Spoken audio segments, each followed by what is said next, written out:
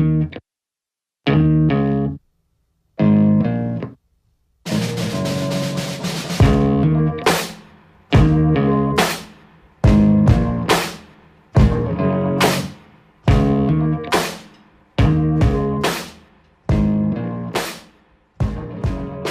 a stupid idea when you say it. Welcome to the Three Little Pigs podcast, where today we are going to talk about programming. And so we're going to start off by talking about how a novice should program or train, especially for their first powerlifting meet. So, Wes, why don't you start us off? How should a novice program or organize their training? I think in general, for a novice, they are able to adapt readily because they have not yet been exposed to a certain stimulus. So therefore, I think it could be a wise use of training time to use some form of a linear progression. So that being said, each training session, some form of stimulus. So in this case, we'll just use an example, either intensity, which would be load on the bar, or volume would go up. So I'm a big proponent of linear progression, the way that starting strength has kind of laid out. I think in general, though, the idea of a linear progression cannot only be achieved through just increasing intensity session to session, although I think that is probably the best way to do it. A linear progression in general, just the stimulus has to go up over time. But I think that in terms of strength training, if you want to get stronger, a good way to achieve that would be just adding weight to the bar every session, along with continuing to practice the movements and the skills that are necessary for your sport, so in this case, powerlifting. I think that one really big aspect for a novice is to become competent in the three movements that they're going to be competing in. And I think that I definitely agree that taking a linear approach is beneficial. I also think that making sure that they are able to execute the movements properly is a really, really key aspect to any novice progression, because that's kind of the foundation that the rest of your lifting career is built on. Yeah, I think the first goal for any novice, especially for powerlifting, is building a foundation. There's multiple ways to do that, but building a foundation, obviously, of movement quality, and also a foundation of muscle mass and stuff like that. Well, even just general strength qualities, and general too. strength, for sure. And so I agree that as a novice, linearly progressing in some way is definitely the best way to do it. I think there are better ways to do it than starting strength. I think there's a couple things I don't agree with starting strength, but it's still a great program for somebody first learning any kind of lift, or just trying to strength train in general. I'm not a big fan of like we're kind of going to like starting strength specifically right now, but I think we all agree that as a novice, you should try to get better every single session. You should literally switch as linear progression in some form or another, whether that be weight on the bar, volume, or some other capacity, or how much you do on the lift. Some stuff I don't like about starting strength, which we can talk about specifically since we're on the topic, since you guys are both big fans of it, is I don't think 1x5 deadlifts a week is enough volume. Again, if the goal is to practice the lift and get the best at the lift, then you want to do the lift a lot. And I don't think there's enough volume in starting strength in anything but the squat for optimal progression. And I would suggest that part of the reason that I like it is simply because I think that the 5 allows you to have enough relative intensity. But then also I think the reason the 1x5 on the deadlift is interesting is typically if we're going to have form breakdown, it's going to be over higher bouts of volume. And so I think it's a good learning period. Now, of course, we even have clients after 3 to 6 weeks, they start adding progressive volume into their training with the deadlift. But if you're a direct novice, so say you're good for the first day, all right, you're not gonna, or even for the first few weeks, I would say it would be kind of productive to do 1 set of 5. The first few weeks lined out in starting strength, you do 1 by 5 on deadlift. I believe 3 days a week. And 3 days a week. And then after the first 3 weeks, it's either first 2 or 3 weeks, it goes to 1 time a week. I think with the rationale, I need to touch up on the latest edition of the reading. I think with the rationale of that the intensity, so the load on the bar, in their mind becomes heavy enough to present an overloading stimulus enough that it just takes longer to recover. I think, interestingly, I agree with you, but at the same time, play devil's advocate a little bit too. Your rationale, for a lot of the clients that we've tried it with, and if progression continues to occur, why add more volume than necessary if their form is good? Because if you're developing technique and you're working on the movement, and if their technique looks good and the weight on the bar continues to go up, why add more volume if more volume isn't necessary? Because if you add more volume and they eventually adapt to that volume, you're going to have to probably add more volume or more frequency from that point. So why not? We're adding volume, obviously. People who, that goes a little bit beyond novices, obviously, but even the most advanced athlete, obviously, to get stronger, you have to eventually add more athlete or more volume. You have to eventually add more volume. We like not adding more athletes, but you have to add more volume. But it's not like even the most advanced athletes exponentially increase volume. They go through phases of higher volume and then back down. So just because you increase volume doesn't mean the only way to go is up. There's other variables you can change. And I think really quick before part of and one second, Jackson, just why I have it on my mind. Part of this comes down to kind of philosophies too. Like, I guess we were talking in your stance there. We talked about maybe you should do the minimum effective dose. Why not do more if they can recover from it? And especially with somebody that you get on their first couple weeks, you're not trying. I mean, obviously, the stimulus is learning the movement. You're not trying to get them stronger the first week, because they're going to get stronger the first week just by doing something. And so I think there's no reason that maybe 3 sets of 5 or more, you can't do that and recover from that, even 3 times a week, because you're not going to load up a significant amount of weight when you're first learning the movement. Yeah.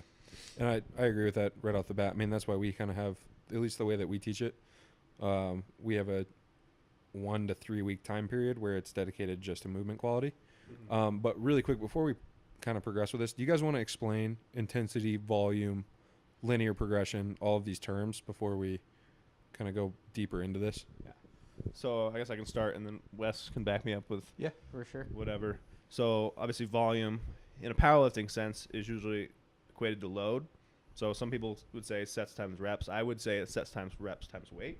I'd agree with that. And total load. Intensity is weight of the bar in respect to your 1 rep max, usually. So essentially a percentage of your 1 rep max. Yeah, a percentage of your 1 rep max. And was frequency, how many times you perform the specific lift in a given time period. And then linear progression. And linear progression. That's just a way of saying you're getting better every single session. So if you stretch out any training period, even for the most advanced athlete, it'll look linear. But for a novice, linear progression means every single day you're trying to get a little bit better at something, whether that be volume or weight. And then eventually, as that slows down, you go from week to week, month to month, the more advanced you get. Yeah, I'd say the only thing, it's not the fact that I disagree. It's I've seen volume's an interesting one because, like you said, volume seems to be used interchangeably with tonnage. Yeah. And so I've seen volume either just being sets times reps, and then tonnage being sets times reps times load.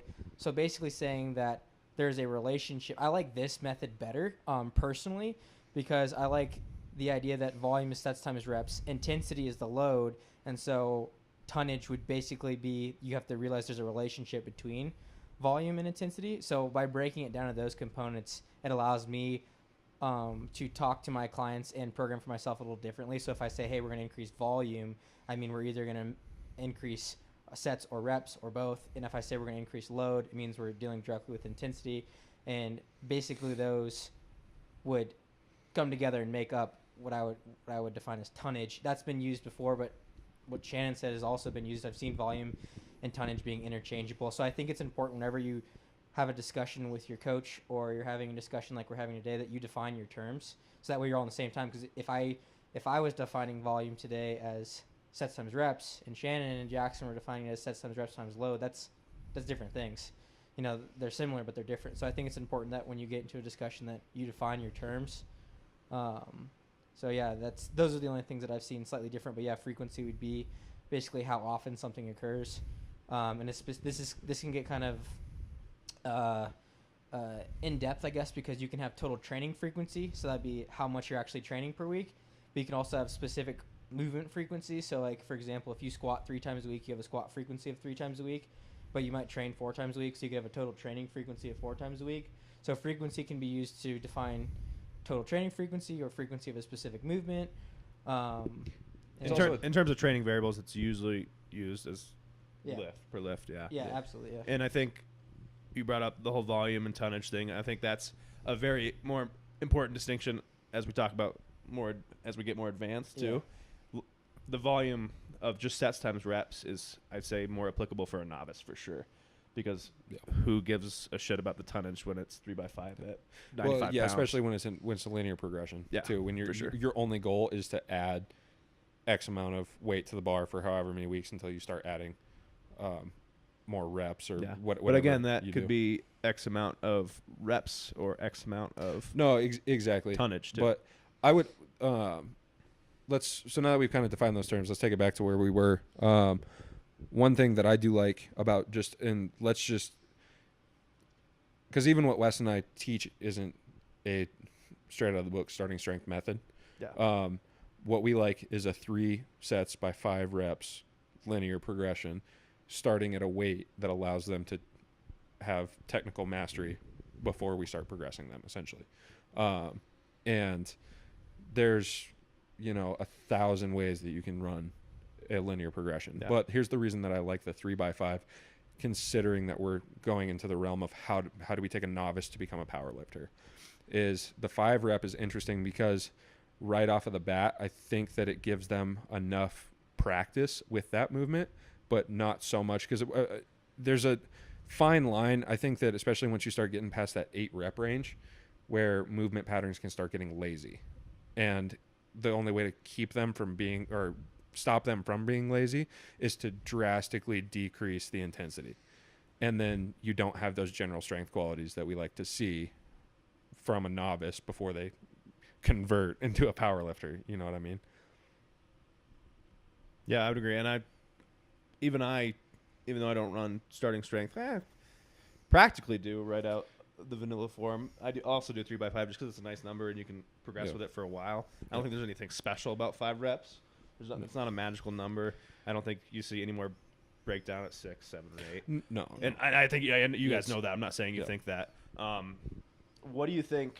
I think for a power lifter specifically, if that's the goal for training, I would say there's too much emphasis on the press, the overhead press, in starting strength. At least the vanilla form. What would you guys say about that? Something that's really interesting. I've thought a lot about that. That's actually really interesting. And I think this is nuanced, and I think that there's a lot of room for debate here. But I do agree with you that, one, if we're talking about specificity and you are actually going to compete in the sport of powerlifting, then you should probably spend more of your time practicing the bench press. However, I have noticed, and this is anecdotally, which is not supported by evidence, but it's just anecdotally, I have noticed that there is a correlation with a novice because they're so weak with the press and the bench. And as their press goes up, it also aids as a supplement exercise in helping their bench. I've noticed that. However, I don't necessarily know if taking the press completely out and just adding another bench session you'd also see an increase in bench. You probably would. But I would say that is one thing I've noticed in novices that I do not see and intermediate or advanced trainees is that press actually aiding, or at least not, hurting the bench press. Yeah. I think just because they are so untrained that strengthening similar musculature like the shoulder girdle, like the triceps, has some, I guess, carryover, if you will, if that's what you want to call it, into the bench as a supplemental exercise. Yeah, I would say as a novice, almost anything has carryover, right? Like Yeah. you could have them do some extra push-ups, Yeah. and it might have some carryover to the bench press. Yeah. And in that sense, just adding a general exercise like the press is good, but like trying to linearly progress that, and I think isn't the most basic form of starting strength, like you rotate A B B A B A B. It's basically you Like you do twice. Yeah, the you press twice a basically week. you're squatting 3x5 Every other week. each session. The beginning of the week you bench 3x5, middle of the week you press 3x5, then you bench 3x5 again, and then the deadlift is 1x5 3 days a week for like the first 2 to 3 weeks, and it just goes to 1x5. Isn't the most I believe. vanilla form? Don't you rotate? Sometimes, Yeah. some weeks you press twice a week and then bench once. I don't actually remember. Yeah, but it is. But here's why. I think that they've never claimed to be a powerlifting program. Yeah. They've just claimed to be a strength I program. know. Yeah. But one They also interesting like thing, power clean, that's why they- yeah, which I disagree with, but one reason that I utilize the press, and I still utilize the press in my training until I get about 12 weeks out from a meet, and then I become pretty specific, and I become even more specific the closer we get to that meet. But what I like about it, like Wes said, this is all anecdotal. It has nothing to do with research. But my elbows get really banged up, and it allows me to add or keep pressing volume. And when I say pressing, I'm talking about the bench press and the overhead press together. But it works similar muscle groups enough that I don't tear up my elbows. I don't tear up my shoulders nearly as much as when I'm benching 3 to 4 times a week. Because, I mean, even right now, as I'm peaking for this powerlifting meet that's coming up, I'm benching 4 times a week right now. And you kind of get, with that much frequency, you get pretty banged up. But it also regulates the intensity that you can have in those pressing movements. Because if I can only strict press 185 pounds, but I can bench press 330 pounds, it allows me to... Well, it's fake news. But it allows me to utilize the pressing movement and the muscles involved with that without having to have that great of an intensity. And I think that's a very important concept to, like, especially as you get more advanced, is kind of just general exercises, not for the sake of trying to progress your movements, but trying to be able to do them more. Like, there's a lot to be said about, and that's why I do a lot of general exercises too, about doing things so you stay healthy and doing things so you can handle more volume in the main lifts later on. Like, and that's why I think I incorporate so much accessory movement there, because like I do some kind of overhead press. I don't do standing overhead press, but some kind of general movement qualities I think enhance your ability to recover and do more work and more frequency in the future. I also think it For a novice though, I at least in the 2 times a week I would just do the once a week. Just general strength qualities are great, but I think the emphasis that starting strength itself, not as a programming principle of linear progression, but the starting strength itself is not optimal for powerlifting. and I would agree with that as well. I think that the first step to becoming a good powerlifter, though, is having good general strength qualities. I also think that it opens the door for a lot more opportunities.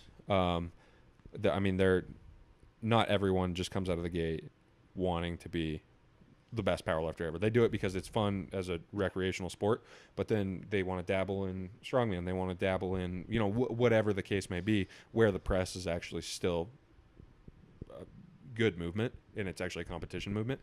But I also think too that the press is interesting. The overhead press is interesting because it allows you to add another element to your training that kind of fights off just the staleness of squat, bench, and deadlift training. Gets very boring after you do it for long bouts of time. Mm-hmm. So saying, setting a goal like, hey, I'm going to get my overhead press to 200 pounds is a good goal. That's still, it's strength. It's not powerlifting specific, but it's strength specific. And I think that, like you were saying, it is a good general movement quality, and it's a good general strength quality to have, even for an intermediate to advanced lifter. Yeah. And I don't know if you guys have experienced this, but one other reason I don't always incorporate it right off the bat or at all for like a novice is that's the one exercise where there is some mobility restrictions for a lot of people to actually get in an overhead position. And for those people, like, obviously you want to train them and you want to get them there, but immediately doing like a barbell overhead press is not doable for a lot of people, depending on who you're working with. Yeah. Obviously, most kids you guys work with and who I used to work with are like our age or younger, and not saying all of them, but like, Yeah, I mean, we've noticed that. Yeah. I mean, even like with some of our older clients who are like in their 80s and 90s, I mean, you struggle getting to a position like that. And so, you know, again, I think the bench press or even an incline press is good because it's still strengthening musculature of the shoulder girdle. You know, like you're still getting some sort of pressing based movement. So Essentially, all that I want to see is that we do another a different pressing movement. yeah, As long as it's not part of the reason too. I think that bench press, just as a general movement by most gym bros, gets overhyped. Yeah. And we need something else as a pressing movement. Just number one for staleness related, but we need to make sure that we're developing other strength qualities. Now that could even be a dumbbell bench. Like, it really doesn't matter as long as it's another pressing variation. I really do like the incline bench for people who don't have that type of mobility. But I think Shannon makes a good point though with, you know, powerlifting, because another thing you have to consider is the starting strength also has their own lifting federation, where rather than the bench, the press is the tested movement. And Yep. so again, a lot of it goes down to specificity. So like, what are you trying to get good at? You know, also another thing to actually play devil's advocate to Shannon's position about powerlifting novices in competition is, in most cases, now it's not always the case, in most cases, a lot of novice powerlifters aren't trying to set world records or anything, right? They're trying to get used to some of these movements. They're trying to develop movement qualities. They're trying to get stronger, and then they want to put their foot in the water and see what it's like to compete in powerlifting. And then they usually get the powerlifting bug and stick with it. And then training gets a little bit more specific. Like even for me now, it's not. My pressing frequency, like overhead pressing frequency, is maybe once or twice a week, depending on what block or phase I'm in. You know, so it depends. Like if you, let's say you're an advocate of starting strength and you want to get into a starting strength competition, and the overhead press is the competition movement, then arguably, you know, having a pressing frequency higher than your benching frequency could be beneficial. So it comes down to specificity and like what you're trying to get better at. Also, a lot of these, I think, something important to bring up is programming for your clients, or if you have a coach programming. There's no such thing as a perfect program. I think if you're making progress objectively, and you're getting better, in this case, you're getting stronger because the sport of powerlifting is a maximal strength sport. If you're objectively getting stronger at a certain rate, then you're making progress. Like if you're stalling, constantly getting injured, you might want to reconsider your programming. You know, reconsider, potentially, or get a coach if you don't have a coach. You know, so the goal is, you know, progress. It's going to be slower at different phases in your training career, but I think it's hard. It's a hard argument to make for perfect programming, because there are a lot of programs that abide by training principles that have kind of been established for a while, and you can objectively see progress. And so if that's the case, then if it ain't broke, don't fix it, you know?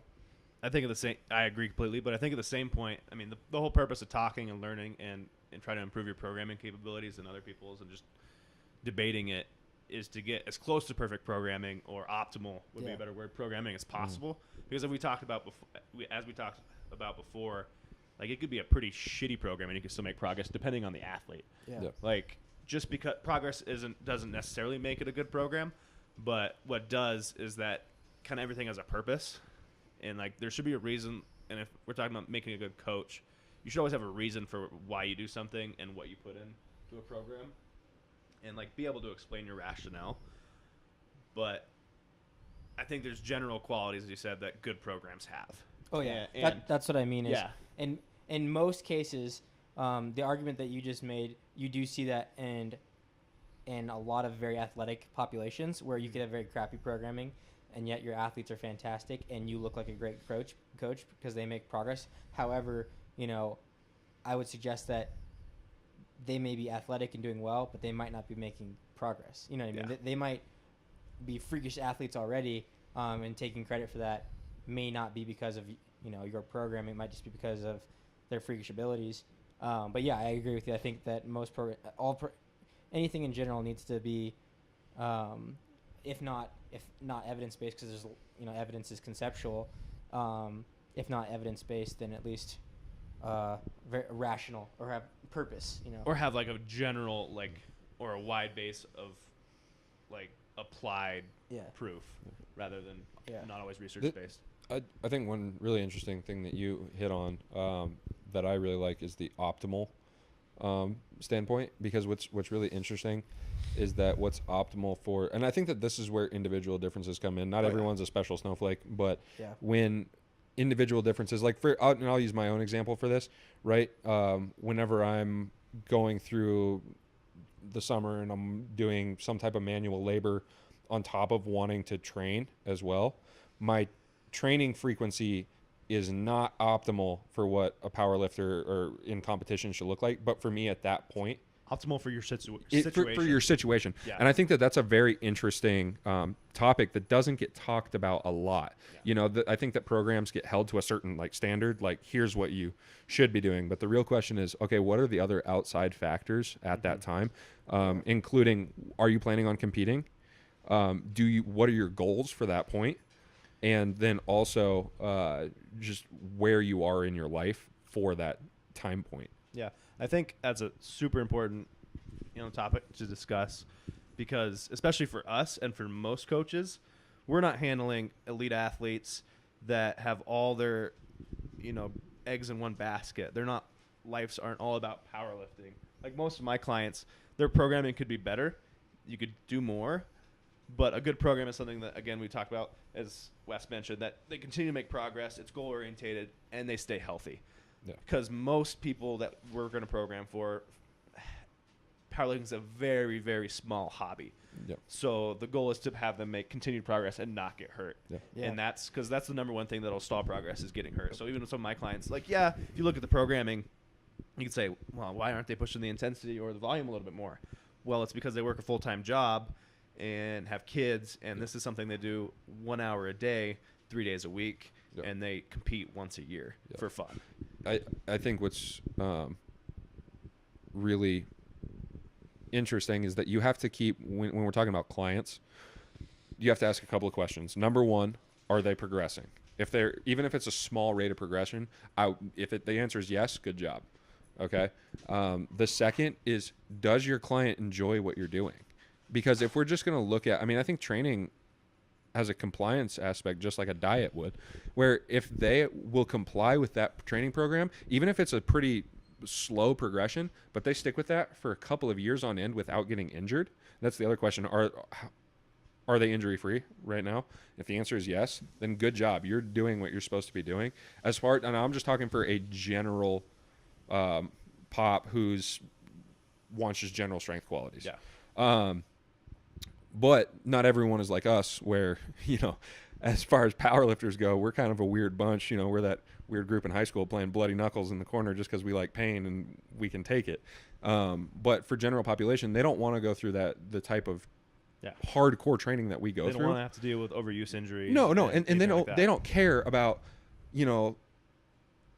it's worth it for me right now that my pec is hurting so much that my bench press is going up. Yeah. But for someone else who is just a general population, they don't, if their pec is hurting, it's not worth it to them. Yeah. It's the 5 pounds on bench press is not worth that sacrifice. Yeah. Because they'll be feeling that all day compared to having an end goal of, upping their bench press by 5 pounds.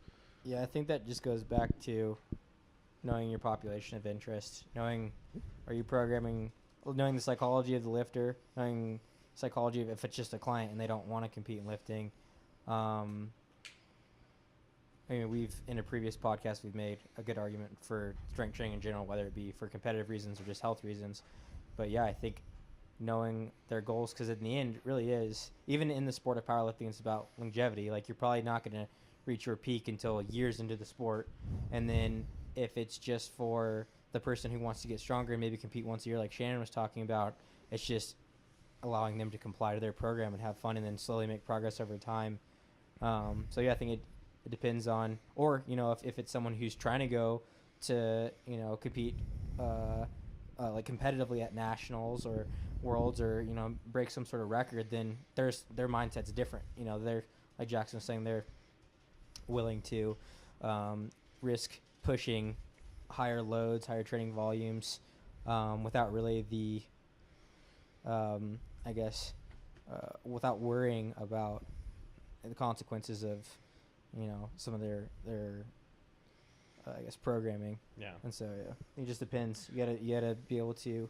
I think it just takes experience too, working with different populations, knowing different people. Because when I first started personal training, it was just like, I don't know why, it was just everyone's gonna suffer, you know. But then you realize, you start being like, well, my clients never came back. It's like, well, yeah, because no one's gonna really want to comply to something like that. You know, like this is supposed to be. And if they don't come back, they can't progress. They can't come, and then you also kind of screw with them mentally, and now they have this bad image of what strength training is like. And they're like, oh, I don't want to do that again. You know, like maybe I'll pick up, you know, water aerobics.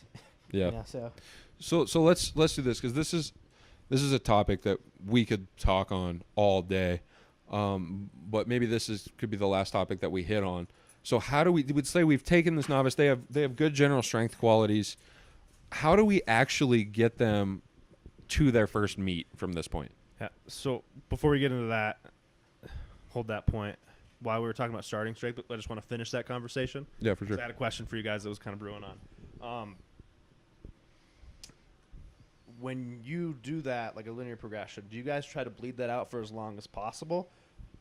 Or do you like do it until it stalls once and then progress on? Because when I do it, and I do it, I basically, like if you look at like what I do for day 1 through whatever, it's basically starting strength with a few variations.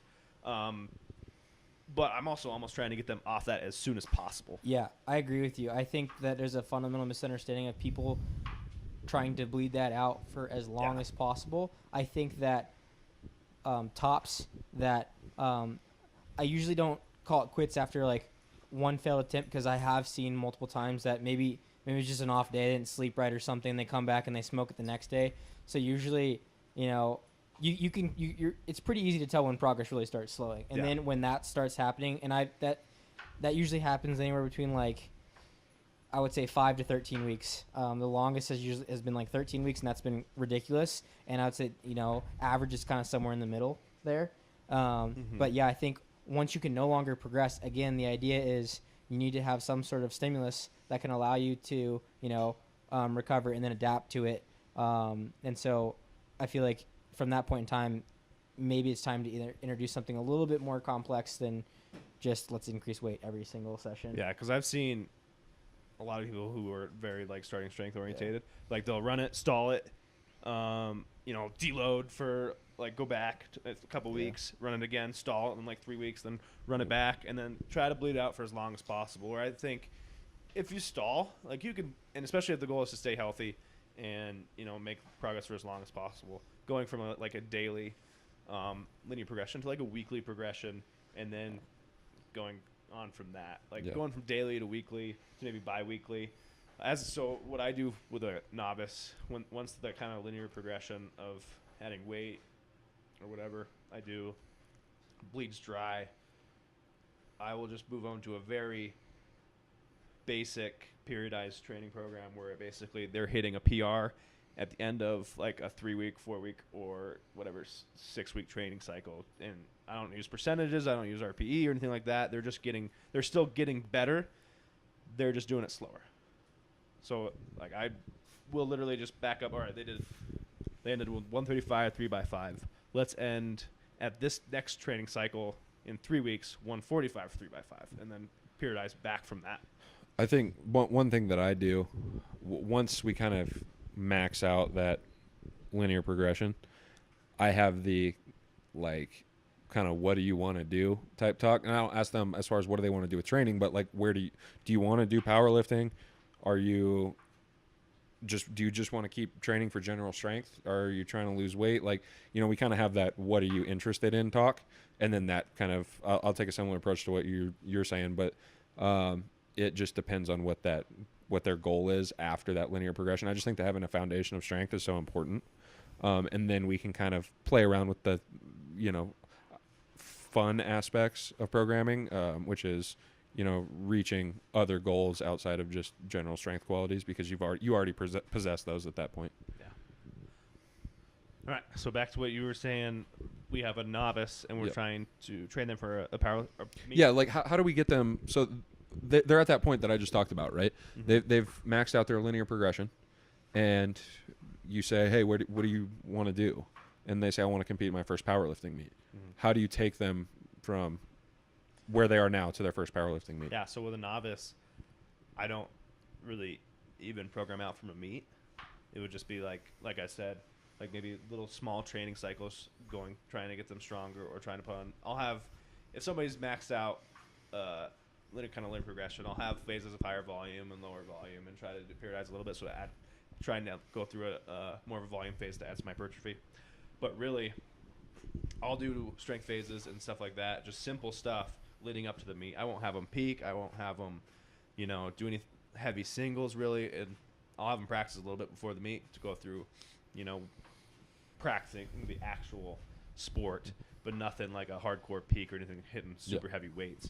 So it's really just simple, very simple, and I mean very simple periodization, where you go from like going 3x5 every week to maybe, you do 4x6, and the next week you do 3x6, and the next week you do 4x5, and then just simple high volume to low volume. Yeah. I do something pretty similar to that as well. I do have them start practicing singles, not anywhere over an RP 8. How soon before the meet? Typically we'll start going, well, it depends on the person as well. But for the most part, I like to start seeing singles about 4 to 3 weeks out, and it depends on how frequently we'll do the singles based on, like I talked about, what does their life look like at that point, and then I'll taper that into some additional volume as well. But I do want them to practice. I think that singles are obviously very specific to powerlifting, and I don't want them to be shocked the first time that they get under some weight. But I want them, the main goal for your first meet is to go 9 for 9. Yeah. And I do want you to become confident with some weight though. That's why we have, at least I have them practice a few singles 3 to 4 weeks out. Yeah. I think the way I'd program would depend on how far away the competition is from when they, I guess, stalled their linear progression. Sure. So we've had people who want to compete during their linear progression, and I literally do not change a thing. Yeah. Yeah, I'm like, all right, just go compete. Like Jackson said, try to get 9 for 9, have fun. Don't worry about cutting. Like, you're just here to, have fun. And they're usually still hitting PRs at that point. So, like, usually their first attempt, honestly, would probably be, like, a little bit heavier than, like, their heavy set of 5. And then we'd probably increase a certain percentage from there based on how that moved. And then, again, the goal for that first meet at that point in time would just be, let them see what it's like. They're not trying to break records, really. I mean, I want them to like it. I want them to be able to be like, oh, this was fun, and we can compete for something in the future.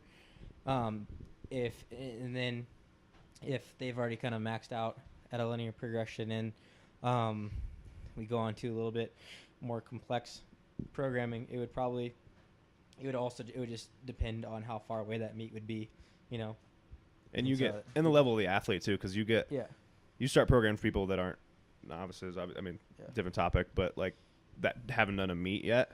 Yeah. So, but have a good training background and stuff like that. And as Wes was saying, it goes down to what philosophy you want to take for tackling that first meet. And I would agree completely with him that even in our first meet, the goal is to have fun, go 9 for 9. And usually with my clients, and I learned this from Logan and stuff, is, nobody's trying to set huge records. Yeah. So, like, their last attempt, difficulty-wise, is probably very, very similar or even easier than, like, my opener would be for me. They're going to hit it. It's not going to be an issue unless they, like, re-rack early or something. Yeah. I think this goes back to what we were talking about, just, like, longevity in the sport, too. Yeah. Like, you're not going to probably reach your peak until years into the sport. Yeah. It's good to understand what it's like to be judged. What is it qualifies for an actual lift. meet some people. Usually, at least all the meets that I've participated in and competed in, people have been awesome. It's been great. It's a good little community. Maybe make some friends who are in it as well. And I think it's almost like do it for the social experience at first. And if you do great, that's awesome. That's really good. Like if you hit PRs, that's fantastic. But I think I've seen too many times where people are like, I'm gonna cut into my first meet and try to like break the state record. It's like, well, if that's the way it ends up, sweet. But I feel like you see way too many people bomb out and just have terrible times. Again. That's what I did my first meet. I had that idea and I hit my openers on squat and bench. Didn't get the rest of my openers, and hit all three and got a deadlift PR. But yeah, it was like my first meet, and I was like, yeah, I'm gonna go break the state record in my weight class. It's like, it's my first meet. Why would I try doing that? And also, you have to realize that powerlifting is strategy. It doesn't matter like what you hit in the gym. It matters what you hit on the platform for that day. So like, let's say you have a 600-pound PR in the gym, and you haven't hit that in competition, and then on the competition day, you open with like a 530 deadlift, and it feels awful. You're probably not going to be able to hit what you hit in the gym that day. Yeah. So the goal is to get the highest total at the end of the day for the day. And if the whole peak and prep for the meet went right, then you'll probably PR, but not always. Sometimes you got to troubleshoot and make plans, because that does happen. So I think the goal is go in there, try to go 9 for 9, get a good total, meet some people, and have a good experience. So, and I think we mentioned this in every podcast so far. This all comes down to find a good coach. Yeah, find a good coach. Yeah, that's huge. Like, I remember we've all seen it in powerlifting meets that people like just come in, like they saw, powerlifting, I lift, I remember one kid that stands out, and maybe 2 or 3 meets ago, maybe the first one in Bozeman, or no, second one.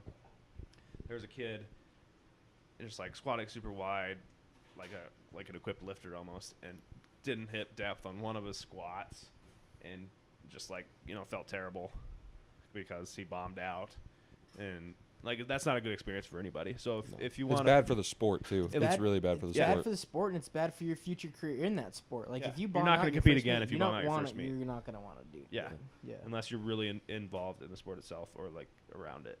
And if you're not going to find a coach, just do plenty of research, like practice on your own and stuff like that. But don't go into a meet blind thinking, it's just a bunch of people lifting. Yeah, because it's a little more complicated than that. I also think too that the first meet is your hook. That's what literally gets most people addicted and then motivated to train the rest of the time. I know that it was for me, but even being able to hit a single for like the first time, and that's part of the reason why I started incorporating that into training. But literally, kind of letting the dogs off the leash a little bit, you can finally see where all of that. In my opinion, I think that general strength training is boring, but it's very necessary. But you can see where all that work has gone, and I think that that's what's addicting about it.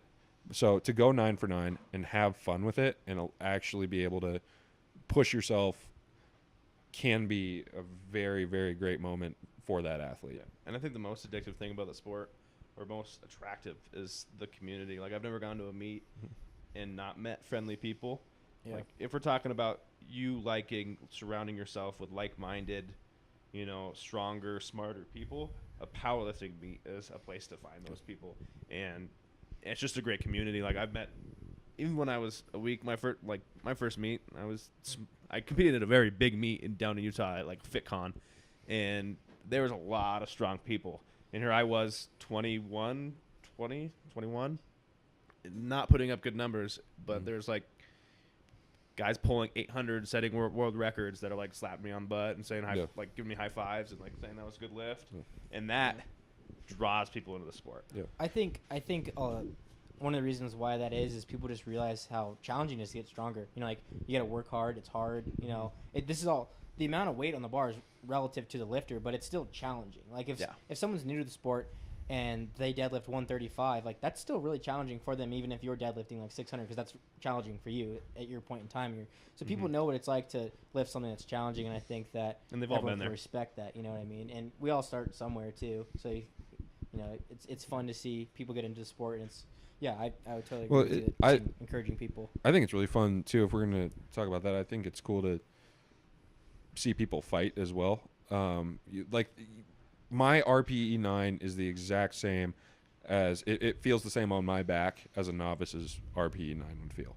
If we're gonna talk about it like that, like it's just the feeling that they're going through, and to be able to encourage someone else, or even to be encouraged by someone else who's much stronger than you. That's a really, really cool feeling. And then to actually like learn something from them, especially at a meet, you definitely know who you respect at that meet too. Oh yeah. And so when that person is cheering you on, that's a really cool moment, I remember my first meet. I might have told you that story, but I was going into weigh-ins, right? And I didn't know anybody there except for the crew that I came down with. And there's this guy, big bearded guy, didn't look that athletic or big. And he was like, I was like, all right, I'm about around my size. He was in like a sweatshirt and stuff, so he didn't look that big. And I was like, so this is my competition. All right. Dude pulls like 765, squats over 6, benches over 4. And I'm just like, he gets like a bloody nose when he pulls his last third attempt deadlift. I'm like, fuck. Okay. But he's a super nice guy. He's like a PT down in Utah, which is cool. Yeah. But yeah. I was like, that's a goal for me. I'm going to get a bloody nose when I deadlift. Well, and it's fun because it is a time where, I mean, everyone there appreciates strength. From the weakest person at the meet to the strongest dude at the meet, everybody there appreciates strength, appreciates training, and just enjoys the process. And I like what you said too. The community is fantastic. Everyone there's it's weird because it is a competition, but it's less of me trying to battle it out. And I'm talking from a local meet standpoint. Yeah. I can't talk from the national stage or the world stage. I think that's way more competitive. But from a local meet standpoint, it's really fun because it's literally you versus you.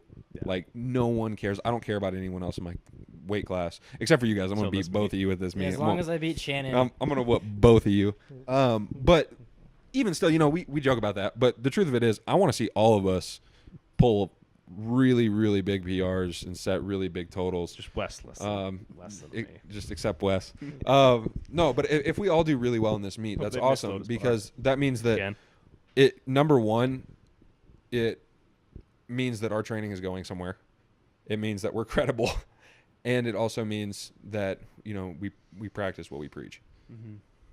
So, with that being said, I'm going to kick both of you guys' ass. So. I think we're done with the programming talk, I guess.